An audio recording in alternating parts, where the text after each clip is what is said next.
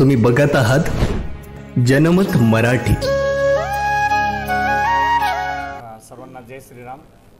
श्रीराम शक्तीपीठ संस्थांच्या माध्यमातून नाईक संकुल येथे असलेले जे काही हनुमान मंदिर आहे हे गेल्या 2020 सालापासून त्याचं मॅनेजमेंट असेल, व्यवस्थापन असेल, दैनंदिन पूजा अर्चा असेल किंवा वार्षिक सण उत्सव असेल ते सगळं साजरं करण्याची जबाबदारी ही नाईक संकुलनी श्रीराम शक्तीपीठ संस्थांवर दिलेली आहे आणि आजगात ती चालू आहे उत्तमरित्या पद्धतीने।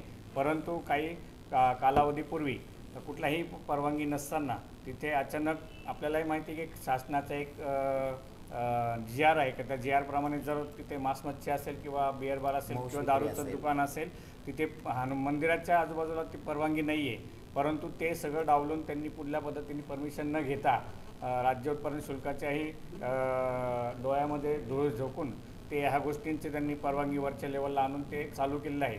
तर आमची एकच मागणी आहे की आपली ही धार्मिक भावना, आपली हिंदूंची एक भावनिक साथ असते आणि तिथे कुठल्याही पद्धतीचं अशा पद्धतीचे मांस मच्छी असेल किंवा दारूचं दुकान असेल, बार असेल हे कुठेही नको आहे। तर यामागे एक भावनिक दृष्टिकोन हा प्रत्येक लोकांचा आहे, कारण प्रत्येकाची भावना असते आणि आपले हिंदू धर्म हा भावनिक आहे आणि त्याच अनुषंगाने आमची एकच इच्छा आहे की हनुमंतरायाच्या मंदिराच्या आसपास कुठेही या पद्धतीचं बार नको आणि तिथे प्रत्येकाची धार्मिक भावना जोपासली जावी आणि लवकरात लवकर ते बार कसं बंद होईल हाच आपला एकमेव आमची मागणी आहे आणि या मागणीसाठी आम्ही कुठलाही मार्ग असेल, आपल्या शासन दरबारी असेल किंवा कलेक्टर दरबारी असेल हे आम्ही करायला तयार आहेत। कारण यामागे ज्याही वेळेस वर्धापन दिन झाला सगळ्या आखाड्याचे साधू संत उपस्थित होते, 13ही आखाड्याचे साधू संत उपस्थित होते आणि आम्ही त्या आखाड्या परिषदेच्या माध्यमातून सुद्धा एक पत्रक काढून राज्योत्पादन शुल्काला आम्ही देणार आहोत। आजचा पत्रकार परिषदेचा विषय होता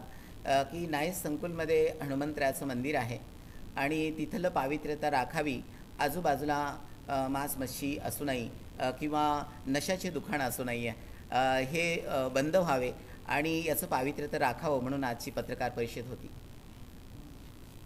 आम्ही श्रीराम शक्तीपीठ संस्थान, साधू संत, सर्व धार्मिक ज्या अध्यात्मावर काम करणाऱ्या ज्या संस्था आहेत त्या सगळ्या आमच्या सोबत राहणार आहेत।